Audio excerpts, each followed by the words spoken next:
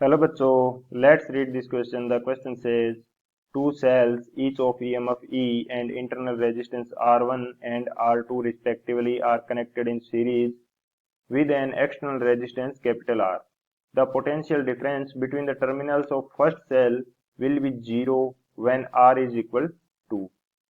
First option is R1 plus R2 divided by 2. Second option is R1 square minus R2 square root. And third option is R1 minus R2 and fourth opशन is R1 R2 divided by R1 plus R2। तो इस question के अंदर हमसे क्या कह रहा है कि दो सेल्स है जिसका EMF E है एंड इंटरनल रेजिस्टेंस क्या है स्मॉल R1 स्मॉल R2। इनको कनेक्ट किया जाता है सीरीज के अंदर एक एक्सटर्नल रेजिस्टेंस कैपिटल R से। तो जो फर्स्ट सेल है उसके सिरों पे टर्मिनल पोटेंशियल डिफरेंस क्या होगा, जीरो कब होगा, जब R की वैल्यू किसके इक्वल होगी। तो ये हमें फाइंड आउट करना है। अगर मैं बात करूं की कंसेप्ट की कंसेप्ट इस क्वेश्चन के लिए कौन सा की कंसेप्ट यूज होगा, तो ये हमारे पास हो जाएगा terminal potential difference. Terminal potential difference across a cell.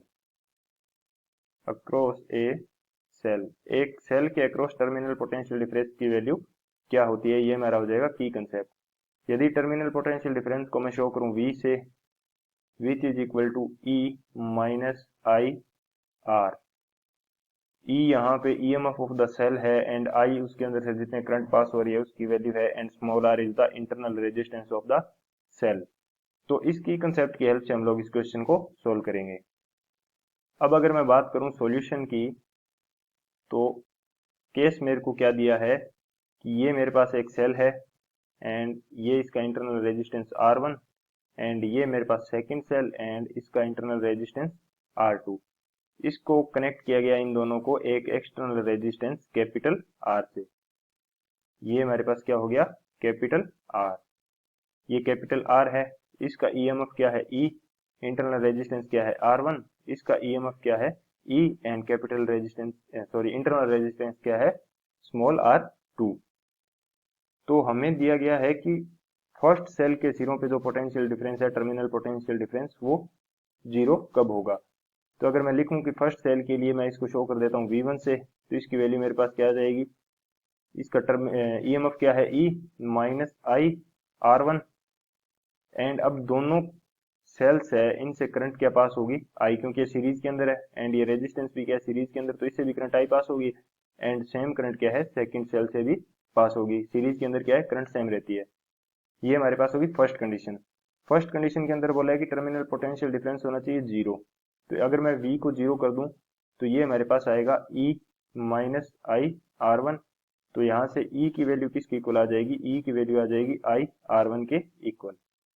E की वैल्यू किसकी इक्वल आ गई I R1 एंड यहाँ से I की वैल्यू किसकी इक्वल आ जाएगी, I की वैल्यू आ जाएगी E डिवाइडेड बाई R1 के इक्वल। ये क्या गया करंट। अब अगर मैं दूसरे सेल के लिए टर्मिनल पोटेंशियल डिफरेंस लिखूं जिसको मैं शो कर देता हूं V2 से, तो इसकी वैल्यू मेरे पास क्या आ जाएगी E माइनस आई R2, क्योंकि इसके अंदर से सेम करंट पास हो रही है एंड इसका EMF भी क्या है E। तो ये मेरे पास आ गई इक्वेशन फर्स्ट, में इसको शो कर देता हूं। अब एक कंडीशन हमारे पास क्या होगी, ये जो फर्स्ट सेल है इसका EMF तो हमारे पास है जीरो, तो जो सेकंड सेल होगा इसके ऊपर जितना EMF है टर्मिनल पोटेंशियल डिफरेंस है, फर्स्ट सेल का टर्मिनल पोटेंशियल डिफरेंस जीरो है, EMF तो E है एंड सेकंड सेल का जो टर्मिनल पोटेंशियल डिफरेंस V2 है, ये सेम टर्मिनल पोटेंशियल डिफरेंस किसके ऊपर रहेगा, इस R रेजिस्टेंस के ऊपर रहेगा। ये R रेजिस्टेंस के ऊपर क्यों रहेगा, क्योंकि फर्स्ट ने तो जीरो कर दिया एंड सेकंड जितना टर्मिनल पोटेंशियल डिफरेंस जनरेट कर रहा है वो R के ऊपर रहेगा, क्योंकि फर्स्ट के कारण क्या है जीरो। तो अब हमारा ये R रेजिस्टेंस है, इसके ऊपर पोटेंशियल डिफरेंस कितना होगा, अगर इसको मैं शो करूं VR से, तो ये हो जाएगा हमारे पास I इंटू R, क्योंकि I करंट इससे पास हो रही है।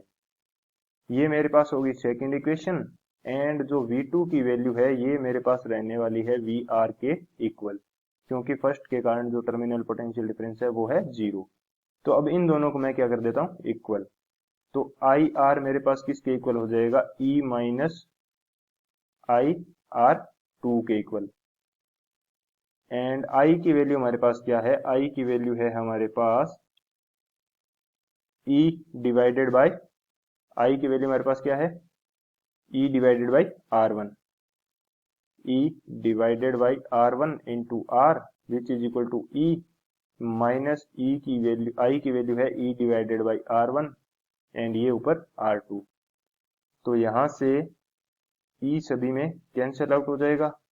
कंडीशन हमारे पास बचेगी capital R divided by R1 which is equal to 1 minus R2 divided by R1। तो यहां से अगर मैं देखूं तो मेरे पास R की वैल्यू क्या आने वाली है, कंडीशन मेरे पास कुछ इस प्रकार से है, capital R divided by R1 1 minus small R2 divided by R1। तो यहां से अगर मैं सॉल्व करूं इसको तो R डिवाइडेड बाई R1, ये मेरे पास एलसीएम लेने के बाद क्या होगा, R1 minus R2 divided by R1, R1 से R1 कैंसिल हो जाएगा एंड कैपिटल R की वैल्यू मेरे पास क्या आ जाएगी, ये मेरे पास आ जाएगी R1 माइनस R2। तो यानी कि R कैपिटल R की वैल्यू R1 माइनस R2 होगी तो फर्स्ट सेल के ऊपर टर्मिनल पोटेंशियल डिफरेंस क्या है, 0 हो जाएगा। अगर ऑप्शन चेक करें एक बार तो option number C R1 minus R2 is the right answer. I hope you understood it well. Best of luck. Thank you.